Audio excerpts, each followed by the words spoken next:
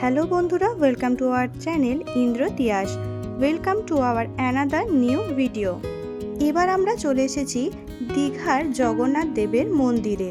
প্রথমেই কিন্তু ঢুকতেই বাঁদিকে একটা জায়গা আছে যেখানে প্রত্যেককেই জুতো খুলে রাখতে হয়। সেখানে আমরা জুতোটা খুলে রেখে এই ভেতর দিয়ে প্রবেশ করলাম। প্রবেশ করার প্রথমে একটা সুন্দর জায়গা ছিল বসার মতো। তারপর এভাবে এই মার্বেলের ওপর দিয়ে হেঁটে যেতে হবে আসল যেখানে জগন্নাথ দেব আছেন সেই মন্দিরটার মধ্যে। এবার আমরা এমন সময়ে গেছি যখন কটকটে রোদ, প্রায় ওই 10টা 11টা করে। তো সেই অবস্থায় এই মার্বেলগুলো এতটাই গরম হয়ে গিয়েছিল যে এর ওপর দিয়ে হাঁটাও দুর্দয় ব্যাপার হয়ে উঠেছিল। এরপর আমরা আস্তে আস্তে এই রোদ তাপ পেরিয়ে পৌঁছে গেলাম মন্দিরের ভেতরে।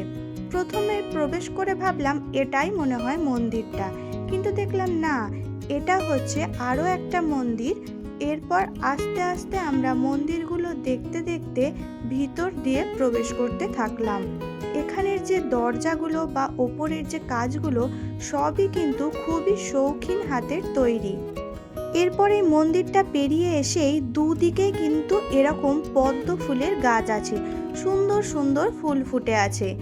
আর এরকম সুন্দর প্রাকৃতিক দৃশ্য দেখতে দেখতে আবারও আমরা প্রবেশ করলাম এই মন্দিরটার মধ্যে। সেখানে এরকম একটা মূর্তি আমরা দেখতে পেলাম। তারপর এখানেও প্রণাম করে নিয়ে একটু ভিডিও করে নেওয়ার পর কয়েকটা ছবি তুলে এখান থেকেও আমরা চলে গেলাম। এবার এলাম আরও একটা বড় মন্দিরে।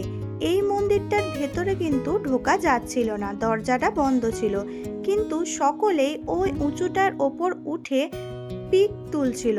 তো আমরাও সেভাবে কয়েকটা ছবি তুলে নিলাম। তারপর চলে এলাম আসল মন্দির যেখানে ভগবান আছেন। তারপর খানিকক্ষণ আমরা ভগবানেরও ছবি তুলে নিলাম। তার আগে প্রথমে আমরা প্রণাম করে নিয়ে ভালোভাবে চারিদিকটা ঘুরিয়ে ভিডিও করে নেওয়ার পর বাইরে বেরিয়ে এসে পুরো মন্দিরটার ভিডিও করতে করতে আমাদেরও কিছুটা ভিডিও করে নিলাম। এবার বেরোনোর আগে এই ফুলগুলোর কাছে এসে কয়েকটা ছবি তুলে নিলাম। তারপর আরও একটু ভিডিও করে নিলাম। প্রথমে আমরা এখানে কয়েকটা ছবি তুলে নিলাম। ফুলগুলোও কিন্তু দারুণ লাগছিল দেখতে।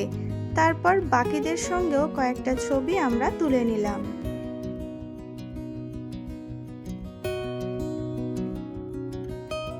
সে সময় কিন্তু প্রচুর পরিমাণে গরম ছিল। তারপর আমরা এভাবেও একটা সুন্দরভাবে মন্দির সমেত কয়েকটা ছবি তুলে নিলাম।